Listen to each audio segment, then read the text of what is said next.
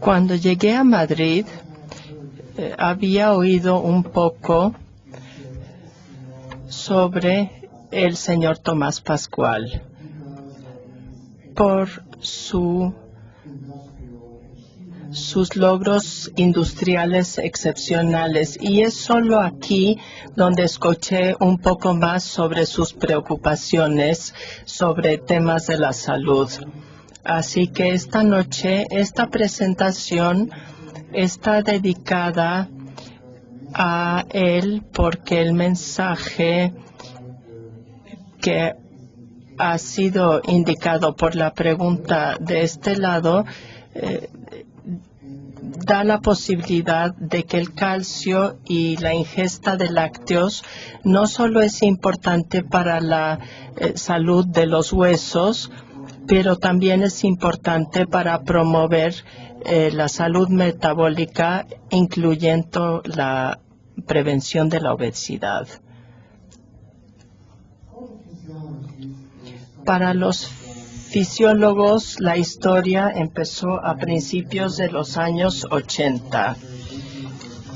Cuando un científico americano, el profesor McCarren, publicó estos estudios subrayando el hecho de que la ingesta de calcio no era idéntica entre individuos hipertensos y controles normotensos. Se puede ver aquí la diferencia, que no es trivial, y eso daba la primera sospecha de que podía haber algo relacionado con el papel del calcio en la prevención de fenotipos relacionados con el síndrome metabólico.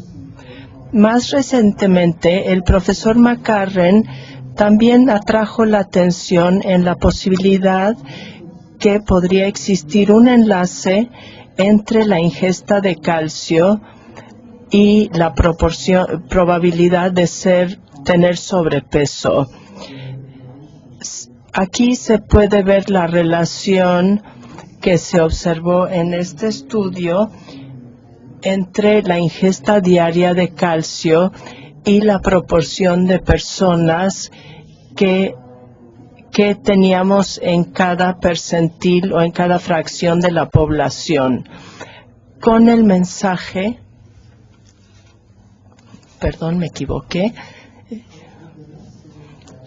con el mensaje de que a mayor ingesta de calcio, menor la probabilidad de tener sobrepeso.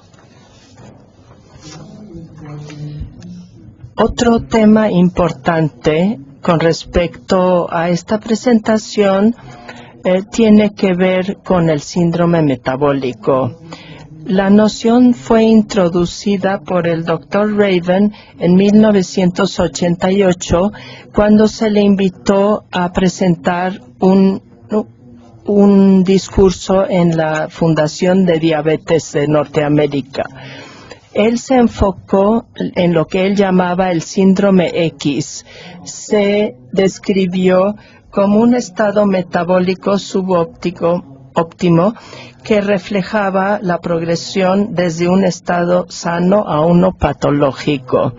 Ya sabíamos que colesterol alto, LDL alto, glicemia alta y la hiperinsulinemia eran factores de riesgo, pero el mérito en este caso fue considerar que todas estas complicaciones están relacionadas unas a otras dentro de un síndrome que una vez más llamó síndrome X. Desde ese tiempo, muchas asociaciones profesionales han tratado de proporcionar una definición específica del síndrome. Una de las mejores definiciones, que es del programa de colesterol en los Estados Unidos, considera la glucosa en el plasma cuando está muy alta, una circunferencia muy alta de la cintura, y una presión arterial alta, así como una concentración más alta de triglicéridos y una reducción del transportador del buen colesterol, como los criterios para hacer el diagnóstico relacionado con si una persona está caracterizada por el síndrome metabólico. Esto fue seguido de muchas investigaciones que se enfocaban sobre la relación ya sea de la ingesta de calcio o de productos lácteos en la predisposición de presentar el síndrome.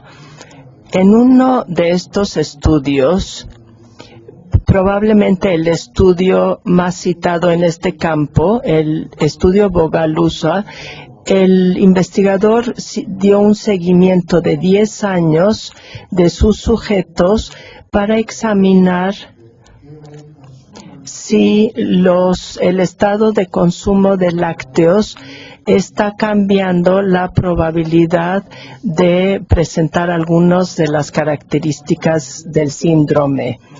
Aquí se separó a la población en dos subgrupos con base en el índice de masa corporal. Y el mensaje es claro: cuando se está en esta categoría, la categoría de individuos con sobrepeso, la frecuencia, o si prefieren, el riesgo de presentar una alta concentración de glucosa en la sangre es mucho más alta comparado con lo que se encuentra en los que consumen mayor cantidad de lácteos. Lo mismo se observa cuando se trata de los niveles de lípidos en la sangre. Es más frecuente en los sujetos que consumen menos calcio. En el mismo estudio también caracterizaron a individuos para el síndrome metabólico, y aquí se ve la probabilidad de presentar el síndrome durante un seguimiento de 10 años en sujetos clasificados con base en su consumo de lácteos. La probabilidad de 1 para los consumidores muy bajos de calcio, o sea, 0 a 10 porciones de calcio por semana. Y se ve la evolución del riesgo dependiendo del consumo de calcio. También aquí el mensaje es bastante claro. Si se considera los consumidores de cantidades altas de calcio, el riesgo de presentar el síndrome durante un seguimiento de 10 años es de 2.5 a 3 veces mayor de no presentar el síndrome comparado con los consumidores bajos. En un estudio que se llevó a cabo en Teherán, los resultados fueron los mismos. Se utilizó la ingesta de lácteos para clasificar a los individuos. Compararon la probabilidad de mostrar componentes del síndrome en los consumidores de cantidades bajas de lácteos y de cantidades altas. Aquí también el mensaje es claro. El riesgo comparado con la probabilidad de referencia de presentar el síndrome o sus componentes es inferior, y es estadísticamente significativa esta cifra en consumidores de cantidades altas de lácteos, ya sea para el síndrome, el contorno de la cintura, la concentración de lípidos, la glucosa y la tensión alta. En un estudio americano, El riesgo también se comparó entre los que consumían bajas cantidades y altas cantidades de carne versus la evolución del riesgo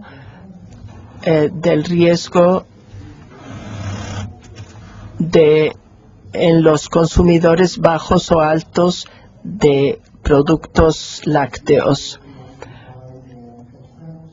También estábamos preocupados y atraídos por este tema, y como muchos otros científicos que regresaron a sus congeladores o a sus ordenadores para examinar sus datos, nosotros hicimos lo mismo y utilizamos datos del estudio familiar de Quebec para llevar a cabo nuestra primera investigación en este tema. De acuerdo con los otros estudios que presenté, observamos tanto en hombres como en mujeres una relación negativa entre las concentraciones plasmáticas de colesterol LDL o colesterol total, que indicaba que a mayor consumo de calcio, menor sería la concentración de colesterol. Este detalle aquí no es trivial, aún después de los ajustes estadísticos para el contorno de la cintura o la grasa corporal. Seguía manteniéndose la relación. Cuando se llevan a cabo estudios de población, muchas veces no es suficiente. Supongo que si uno trata con un abogado, se va uno a la corte y todo trata sobre asociaciones y coincidencias, y el juez dirá: sí, hay una concordancia, pero no es suficiente. Lo mismo aplica para las ciencias, y después de obtener nuevos resultados significativos de estudios epidemiológicos, también necesitamos demostraciones más directas para dar a nuestras observaciones la credibilidad que queremos obtener. Así que hicimos eso y llevamos a cabo este protocolo que estaba basado en una restricción supervisada en mujeres obesas a las que se les siguió en 4 meses y fueron divididas en 2 grupos.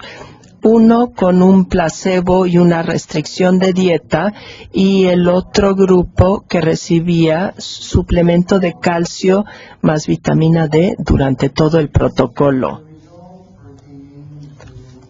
Se ve los resultados relacionados con los lípidos en sangre. Siempre digo esto cuando presento esta diapositiva. No sé, quizá es el sueño del artista ver muchos resultados, pero quiero mostrarles una columna en especial. La columna estadística, que parece muy compleja, pero básicamente hace una pregunta muy sencilla. ¿Es posible que bajo condiciones de supervisión de la dieta para inducir reducción de peso en mujeres obesas, podría un suplemento de calcio acentuar el beneficio del programa en los lípidos en la sangre? Una vez más, el colesterol LDL, el transportador malo que está aumentando nuestro riesgo de tener enfermedad cardiovascular cuando es muy alto. En el grupo de placebo, como se esperaba, hubo un decrecimiento que era clínicamente significativo para el médico. Pero cuando había un suplemento de calcio junto con el programa de restricción de energía, el beneficio era mayor. Y lo que dice esta columna dice que es estadísticamente definitivo que hubo una diferencia. Hubo una asignación doble ciega a placebo o a un suplemento de calcio más D. Hablemos un poco sobre la conexión entre los lácteos, la obesidad y la capacidad de tratar la obesidad con un aporte suplementario de calcio. Hay un nombre en este campo de investigación que es Michael Zemel de la Universidad de Tennessee.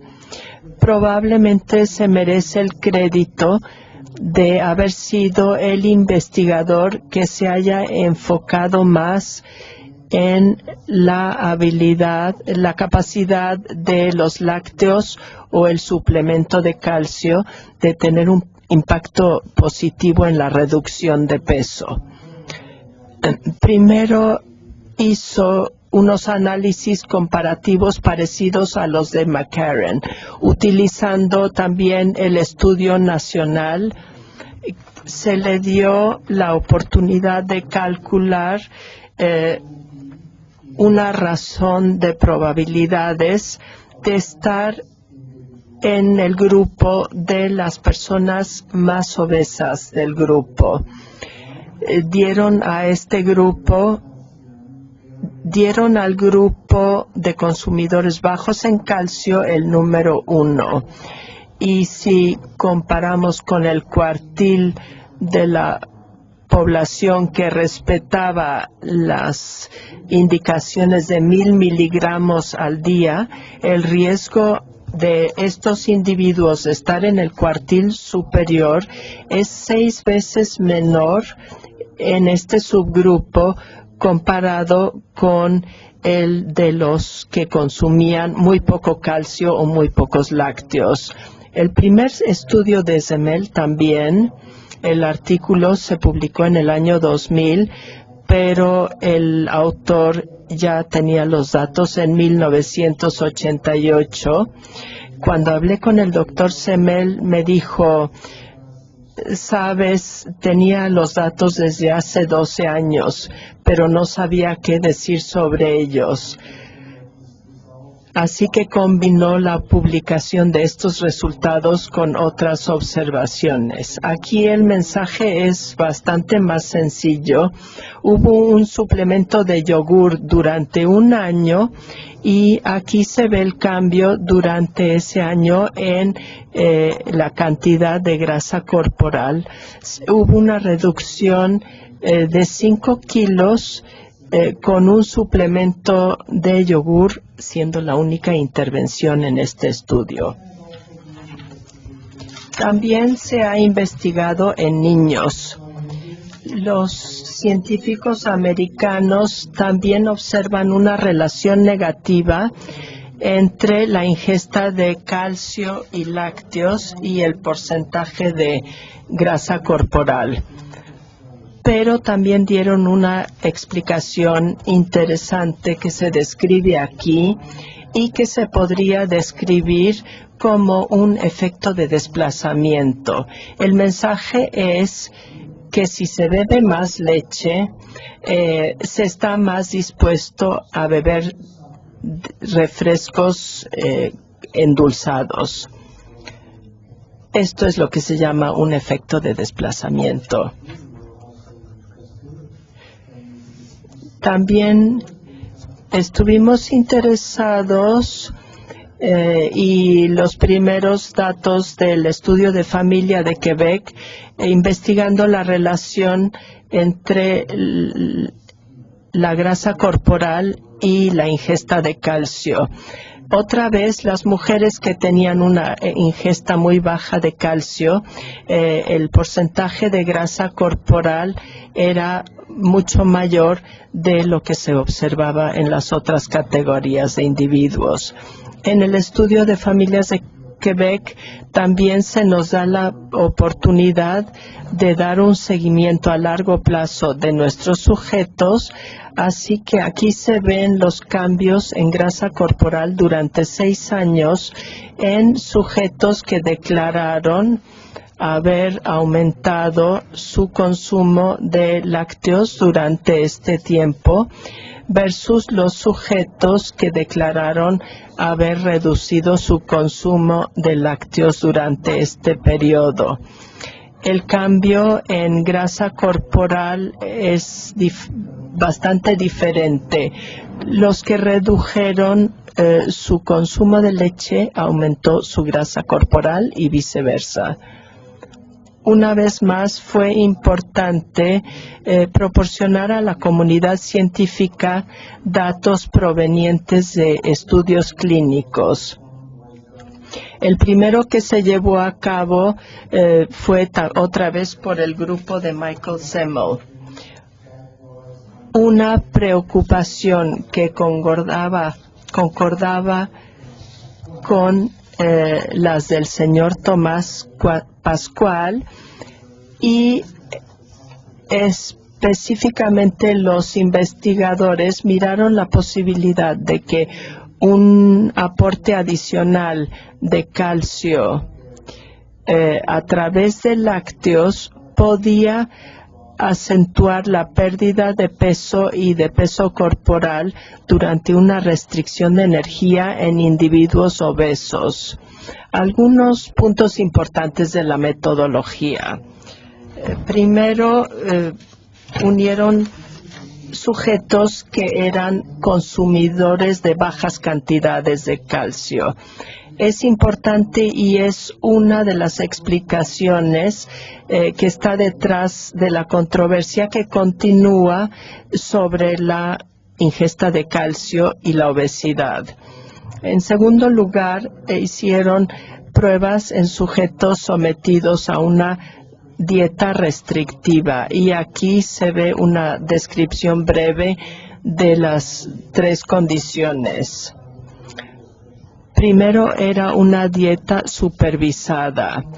Segundo era la misma dieta restringida supervisada con una pastilla de calcio.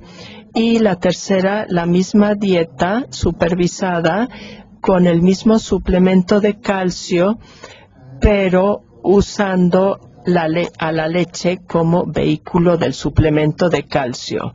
Los resultados están claros. Aquí se ven los cambios promedio del peso corporal en respuesta a este protocolo. No hay sorpresa. En respuesta a la dieta había una pérdida de peso significativa.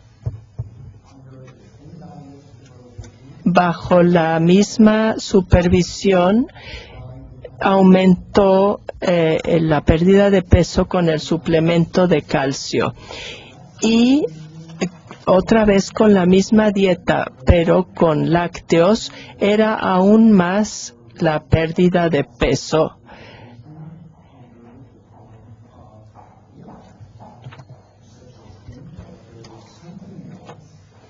Esto sugiere que hay algo más en la leche, aparte del calcio, que puede promover y tener un impacto en el equilibrio energético. Puede ser la vitamina D, quizá las proteínas en la leche, quizá el ácido linoleico. El estudio no permitió dar esta explicación.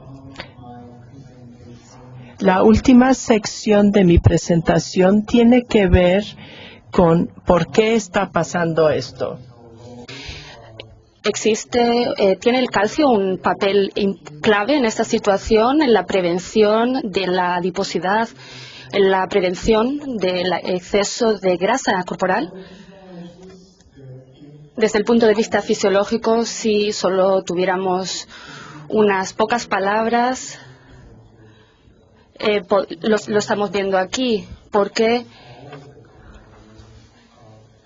la respuesta radica en que existe un efecto de todos los componentes del equilibrio lipídico.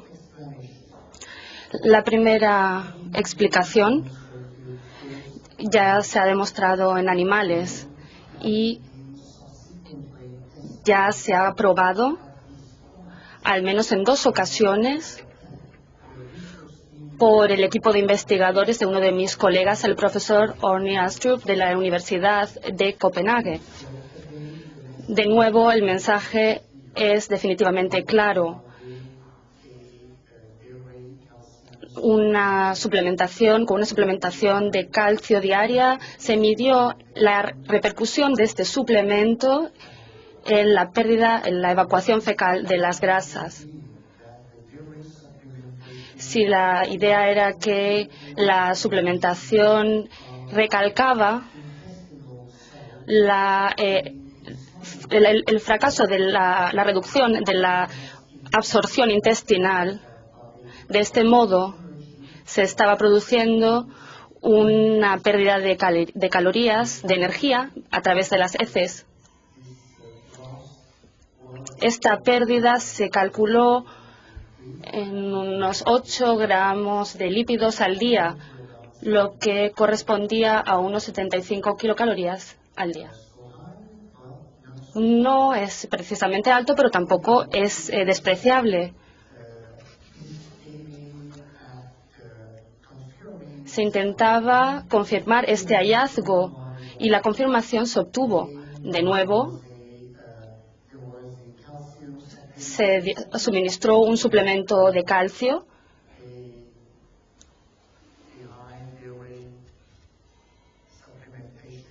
y un suplemento de alto de calcio con un aumento sustancial de calcio, y se incrementó igualmente la excreción total por las heces, dando lugar a un total de 54 calorías por 6 gramos de pérdida entre las dos situaciones.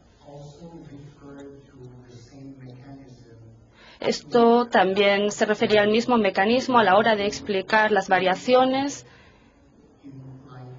en lipemia, en los lípidos en sangre,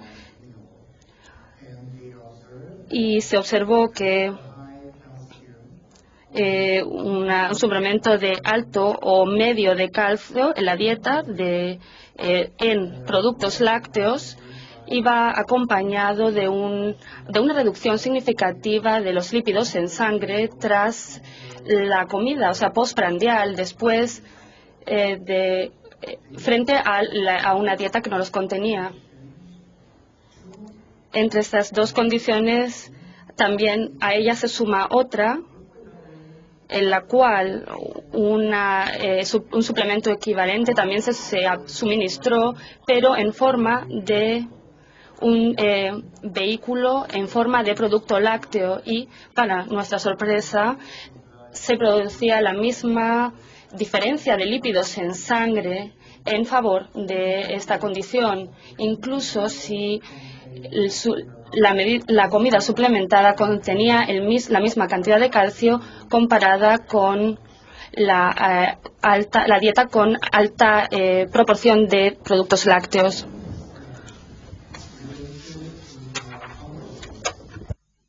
Una segunda explicación relacionada con la hipótesis que una ingesta mayor de calcio puede conducir a una mayor oxidación de grasas o a un mayor metabolismo de las grasas.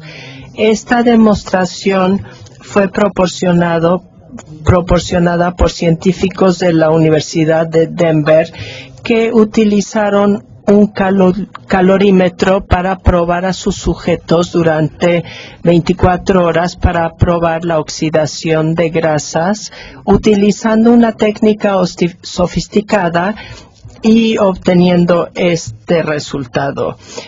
A mayor ingesta de calcio, mayor oxidación de grasas. Volvieron a probar este concepto y pudieron confirmar sus hallazgos. Un aumento de oxidación de grasas bajo un déficit de lácteos, pero no se observaba esta diferencia cuando había una alta cantidad de lácteos. Así que podemos recordar los puntos en el ensayo de Michael Semmel.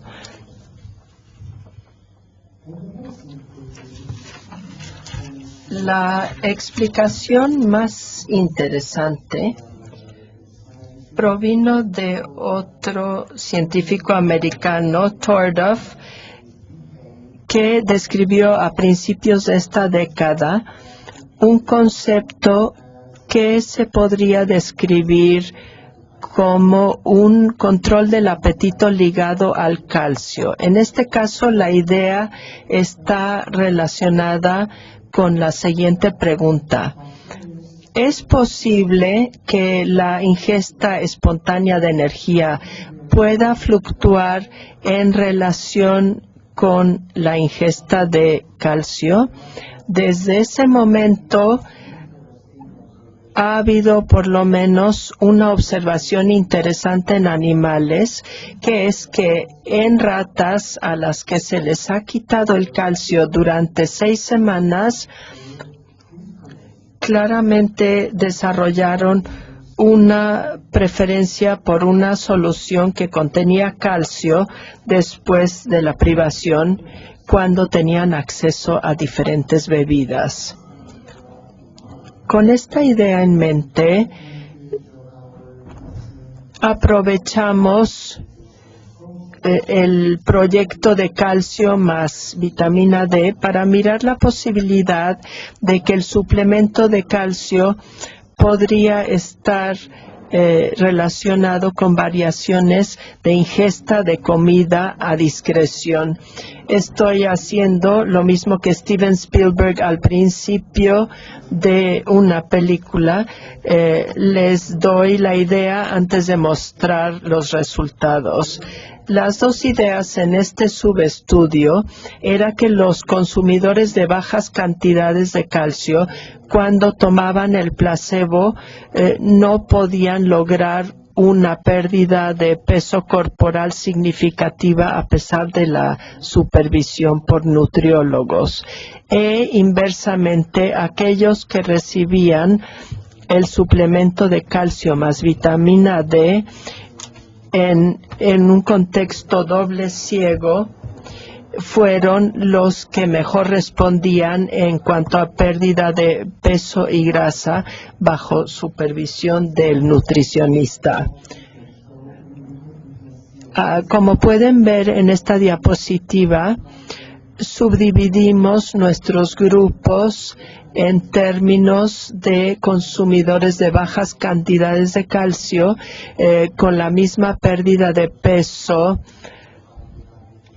cuando estaban supervisados por los nutricionistas, pero cuando considerábamos el estatus de los que consumían muy bajas cantidades de calcio, o sea, menos de 600 miligramos por día,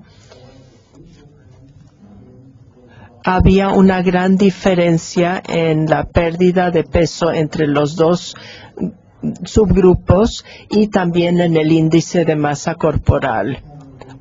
Aquí está la hoja del contenido calórico. Tratamos de comprender dónde están nuestras calorías. Así que tenemos la pérdida de peso media en el sujeto con calcio versus el grupo con placebo, la pérdida de masa de grasa, la pérdida de masa libre de grasa y el calibre de estos cambios morfológicos. El gasto de energía adicional era más o menos parecido en los dos subgrupos. Asumimos que la pérdida por vía fecal de grasas habría ocurrido en estos sujetos tal y como se observó en el estudio de Astrup. Esto nos dejaba una gran diferencia en cuanto a calorías perdidas sin explicación por los dos grupos en respuesta a nuestro programa de reducción de peso. Y si se cuentan calorías, solo hay una posible explicación, y que es un posible cambio en la ingesta de energía. Y en este experimento tuvimos una comida tipo buffet, exactamente como cuando se va al restaurante, se come lo que se quiere. Hicieron esto antes del protocolo y también lo hicieron al final del estudio, y se vio una gran diferencia. Aquí se puede ver, me estoy enfocando en los consumidores de bajas cantidades de calcio, se ve el cambio en la ingesta espontánea en respuesta al programa de reducción de peso en el grupo de placebo versus el grupo tratado con calcio y vitamina D. También vimos la asociación en cuanto a este cambio en ingesta de lípidos y el cambio en la masa de grasa y el peso corporal. Esto sugiere que también en humanos puede haber un control del apetito específicamente ligado al calcio. Así que antes de terminar, solo unas palabras para decir que si este control existe, quizás no sea tan específico para el calcio, sino que puede suceder con otros micronutrientes. La idea es que si al cuerpo le falta magnesio, por ejemplo, quizás el cerebro puede detectar qué es lo que está mal en el sistema, y apoyando esta hipótesis empezamos una vez más a mirar los datos del estudio de familias de Quebec. Estábamos curiosos y fuimos sorprendidos cuando comparamos consumidores de suplementos vitamínicos con personas que no consumían suplementos. Los hombres que no consumían vitaminas pesaban mucho más que los que consumían vitaminas. La misma tendencia se vio para la masa de grasa y la misma tendencia para mujeres, pero menos pronunciada.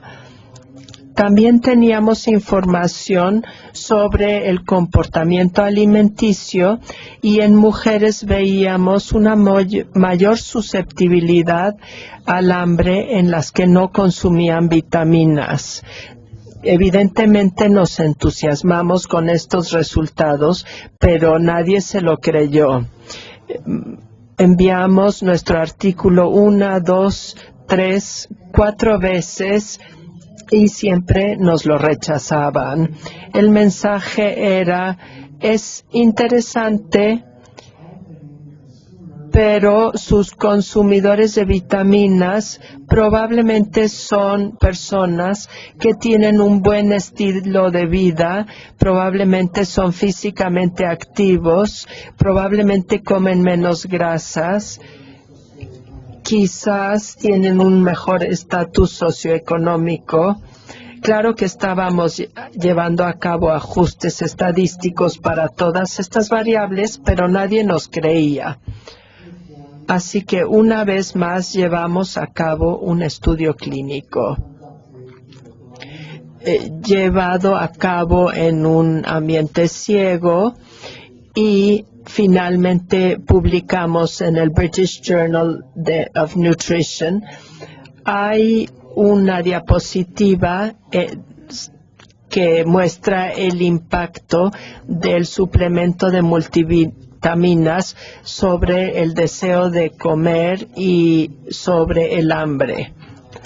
Quizá miremos la gráfica con respecto al hambre. La barra roja indica que cuando había un placebo había un aumento del hambre, había una... Esto es lo que normalmente vemos en los artículos, pero cuando había el suplemento de multivitaminas y minerales, se facilitaba el control del apetito y decrecía el hambre. Así que presenté una pregunta al principio de esta presentación y ahora doy una respuesta. La pregunta era, ¿es parte del problema la ingesta insuficiente de calcio o lácteos cuando hablamos del síndrome metabólico?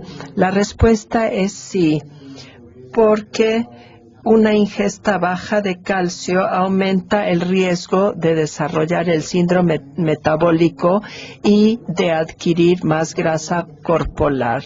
Y también podemos revertir la tendencia cuando intervenimos con un aporte de productos lácteos en consumidores de bajas cantidades de calcio. También estaba yo pensando un poco en el contexto económico actual. Las dificultades económicas que estamos experimentando ahora empezaron en los Estados Unidos debido a las especulaciones.